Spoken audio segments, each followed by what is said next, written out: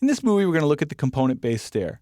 Revit has two kinds of stairs, and in the previous movie, we looked at the sketch-based stair, and this time around, we're going to look at the component-based stair. Now, in some ways, the component-based stair is a little bit more robust than the sketch-based stair, and so I'd like to focus on some of those differences between the two. I'm in a file called Component Stairs, and one of the differences that we have between component and sketch-based stair is a component-based stair can be built in 2D or 3D, or you can work in both views simultaneously. So let me demonstrate here. I'm currently in a floor plan level 1, but also in this exercise file, I have a view here called 3D stair section. I'm going to double-click and open that up. Zoomed in a little too close there. Let's zoom it out just so you can see. And this is a cropped view of the lobby area that we were looking at in the plan view. Now, I'll talk about how I created this view and the cutaway views in a future chapter, but for right now, we're just going to use the one that's already here in the exercise file. If I go to the View tab, I can tile these two windows, this 3D view and the plan view, together on the screen at the same time. And I can do that here with the Window Tile button, or I can type WT, which is the keyboard shortcut. I'm just going to adjust both of these views so that we can zoom in a little bit and see what we're doing. And we're going to build the stair in this general location. I like to build the stair kind of off to the side first and then move it into position. I typically find that a little bit easier to do. So we're going to go to the Architecture tab. And here on the Circulation panel, click the drop down next to Stairs and make sure you're choosing Stair by Component. Now, the component-based stair is kind of similar to the sketch-based stair in that we go into this mode and everything sort of grays out. But instead of sketching two-dimensional sketches, you're now really sketching with 3D components. So up here on the ribbon, you can see that we've got a Run tool active, and I'm drawing a straight run. I'm going to accept both of those options, but you could do a spiral stair or you could do winder stairs. Those are some additional choices. Over here on the options bar, you have several choices for location line. And I want to show you what a few of these look like. So, run center is probably the most obvious. Let me just click a point here in the middle of the lobby and start to move the mouse. And you can see that that location line is right down the center. But if I zoom in just a little bit and change to either left or right here, notice that the location line shifts out to the outside edge of the run itself, but it's still inside of the support. If you go to either left or right support, then it goes to the outside edge of the support itself. So you could use any one of these location lines in the stairs you're building. In this case, I'm going to go with support left, zoom back out a touch, and I'm going to accept all the other defaults here, 3 foot wide, automatic landing, and I'm going to draw about half of the risers to start with. So it says 9 created, 9 remaining. I'll click a point. Notice that the stair appears immediately in the 3D view as well as the plan view. In addition to that, notice that these two numbers appear here, 1 and 9, indicating for me that that's riser 1 and that's riser 9. So we get a little bit more visual feedback as we're working. Now I'm going to make sure I'm lined up with the first run, click a point, draw over here to the left, and create the rest of the run of stairs. And that'll give me risers 10 through 18. Now let's go ahead and finish that and see what that gives us. So I'm going to click the Finish Edit Mode button here, and we get a warning message generated from Revit. Now, the warning messages that appear here in the lower corner that have this yellow tint to them, you can actually ignore. If I were to just click anywhere on screen, that message would go away. But what the message is telling me is, if I zoom in over here on the 3D view, is it doesn't like the way this railing is turning the corner. The rail there, I don't know if you can see, it's a little disjointed right in that location there. So it's not a continuous railing. Now, there's a few ways you could potentially solve that. One would be to try and modify the railing type itself, but another would be to modify the stair geometry. So in this case, I'm going to actually modify the landing here on the stair to give that railing a little bit more room. So to do that, I'm going to click the stair, choose the Edit Stairs button, and that puts me back into the build mode. I'm going to select my landing, zoom in a touch, and you'll notice that there's these triangle grips that appear around the perimeter of the landing. I can take any of those grips and drag them to reshape the landing. So I'm going to start dragging this one, and I want it to go 1 foot, but you can see I'm having a tough time getting it to snap to that. So that dimension that appears there is bold, and I can actually start to type, and the number that I type will go right into that bold dimension. We call that a listening dimension.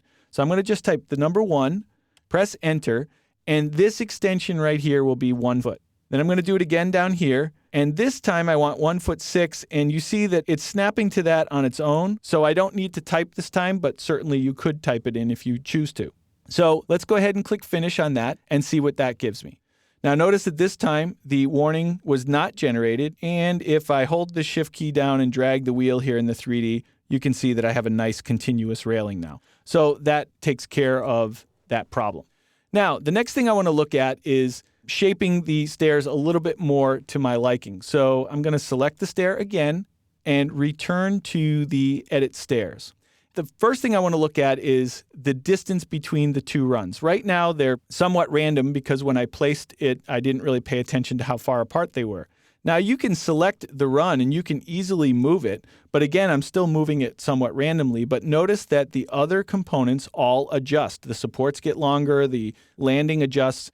Well, I can use the temporary dimensions that you see on screen here to manipulate it very precisely, or I can even draw my own dimension to move it very precisely. So I'm going to come up here on the ribbon and choose the Align Dimension button. The shortcut for that is DI. And then I'm going to highlight one of the edges of the run. Now I want to look at the tooltip and make sure that it says Runs. If I press my Tab key, it switches to Supports. I don't want supports. So if you see supports on your message, press Tab until it says Run.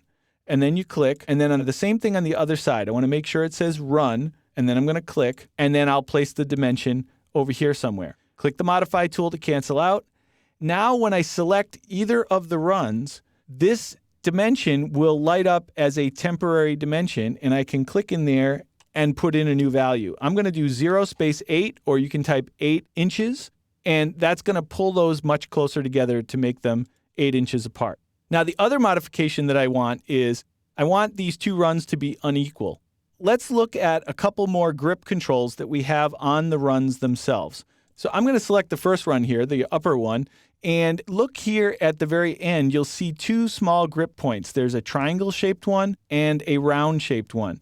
Now, if you drag the round-shaped one, notice that that actually had the effect of removing risers from the stair. And this number confirms that by starting now at number 3. Risers 1 and 2 haven't been placed yet, and the stair is kind of floating up in the air. So I'm going to undo that with Control Z. If I click the run again and use the triangle this time, if I were to drag to the right, you'll see the risers that I'm removing get added to the other run. If I were to drag to the left, you'll see the risers that I'm adding get taken away from the other run. So I'm going to drag to the left and add 2 risers, and notice that this run here shortens as a consequence. Furthermore, the landing actually had to come and raise up higher in order to accommodate that change. So this is one of the benefits of the component-based stair, is that all the parts and pieces are connected together. And if you start making manipulations to one of the pieces, it will often have an impact on the others. So let's deselect that, click the Finish Edit mode, and see what that gives us. You can now see that I've got a nice long run here, and then a landing, and then a shorter run. The only thing that I still need to do is, if I zoom out here, I want to actually enter the stair here and wrap around to here, because up here in the floor plan where I'm going to place it, the balcony is closer to the wall. I don't have to build the stair all over again. It turns out that if you click on it, there's this small little grip right here that will flip the direction of the stair. And if I just click that, you're going to see the whole thing reverse. And now we're starting with a short run, going to a landing, and then it goes up the long run. And notice the landing adjusted accordingly. So the final step is to put the stair in location where it needs to be.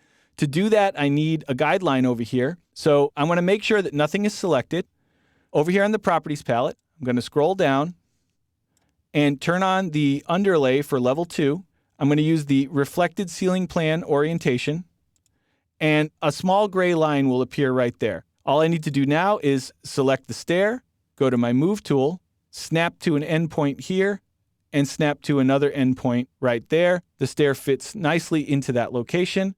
Let's take a look at it in both views. Hold the Shift key down and do a little bit of orbiting here, and zoom in and take a look at it over here. So that completes our component-based stair. And as you can see, There's a lot of similarities to the sketch-based stair, but there's also a lot of distinct advantages to the component-based stair as well. Chief among them being that if you manipulate one of the components, all of the other components will react in kind and manipulate accordingly.